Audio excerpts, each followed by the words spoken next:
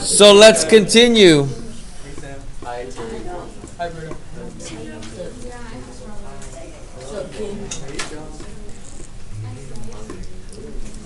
What I want to show you is how it gets harder. The way this gets harder is it becomes completely abstract, meaning that you're going to have to do problems where you solve for something, like solving for P, and there's going to be no numbers at all. And your job really will then become, do I know my rules for adding, subtracting, multiplying, and dividing when it only deals with variables or letters? This says you're supposed to solve for P. And we cannot put these together. The reason you cannot put them together is because this has an X and that has a Y. They're not the same variable. They are not like terms. But what you can do is this. You can use the distributive property. So underneath xp plus yp equals z, I want you to write p parenthesis, and then I'm going to fill that in a second, equals z. The p is multiplying by an x. The p is multiplying by a y. And the x, if I think about that, they're both multiplying a p. I can actually pull that out and I can pull that out. It's called factoring. I could actually factor out a p. And that is the same thing as what's left over, x plus y. That's what's left. What that does, Charlie, you have a question? Would that be 2p or no? Think about it like this, Charlie. P times x is the same thing as x times p. P times y is the same thing as y times p. It's going to go to both when we distribute. And now, since I'm solving for p, I want p by itself.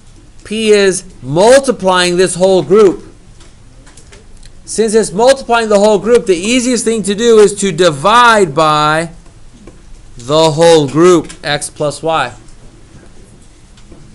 I can divide this z divided by x plus y, the whole group. And x plus y divided by x plus y equals 1.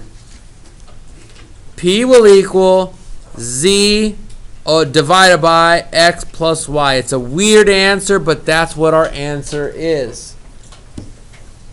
When you get to number 7, that's how hard it gets. Bless you. And that's not even as hard as it gets. If I were to show you something from the back side, I want to show you number 16 as well.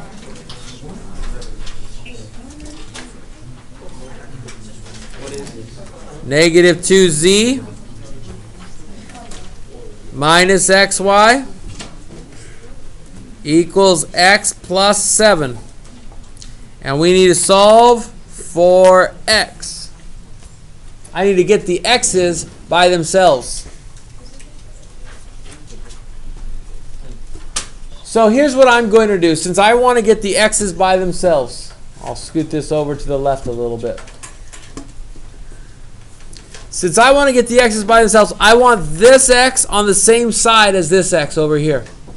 So I'm going to add xy, and I'm going to add xy, and it's not like terms, so I can't combine it. So I'm going to write negative 2z equals x plus xy, and there's a plus 7 right there still.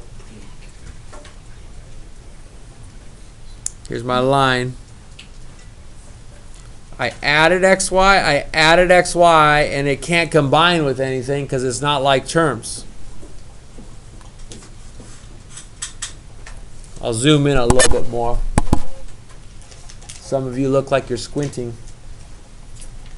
And I want the x's by themselves, and I need to get rid of the 7. I can do the opposite of a positive 7. I can subtract 7 from both sides. And now I have negative 2z minus 7 equals x plus xy. I still need to solve for x. I still need to get x by itself. So what do I need to do? I need to use that distributive property again. There's an x and there's an x plus y. I need to factor out an x and factor out an x from both of these things. And think about what's left behind on both of these things. This is going to look weird, but it's an x times 1 plus y. The reason why it's a 1 plus y is because when we factor out an x from this term, there's still a 1 there. This times this is x, plus this times this is xy, equals negative 2z minus 7. I'm almost done. Now I have only a single x left. This single x is multiplying by 1 plus y. The opposite of multiplying by this group is dividing by that group.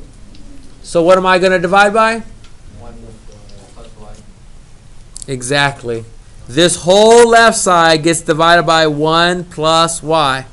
And the 1 plus y over 1 plus y cancels out. And this is the weirdest answer you've had so far.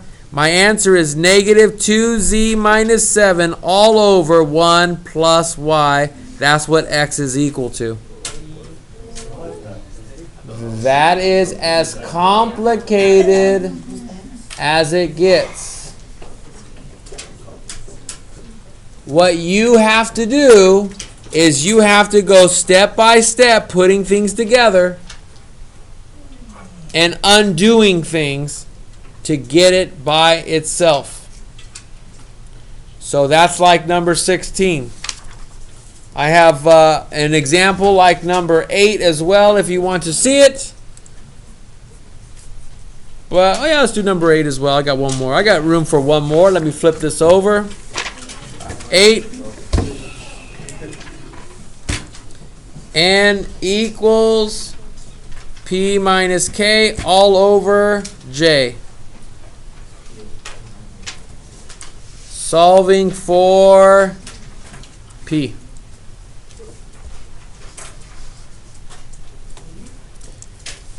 We're solving for the letter P. It's N equals P minus K over J. This P is trapped inside these parentheses. You don't see parentheses because there's a bar right here that says this is in a group. So the best thing to do is to get rid of this divided by J. I want to get rid of this divided by J to get the P by itself. The opposite of divided by J is whatever we do to one side, we do to the other.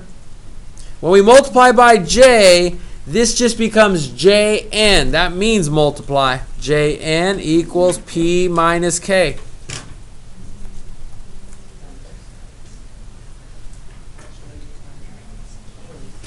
But I want P by itself, and there's something next to the P I need to get rid of.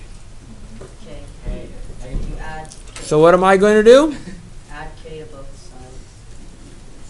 sides. Can you put that together with the Jn? Are these like terms? Since they're not, how do you write it? Jn plus K equals P. A few of you understand. That's good. Okay? So, at this point, I've given you 3 examples of how hard it gets. You should hopefully be able to finish all of 1.4 at this point.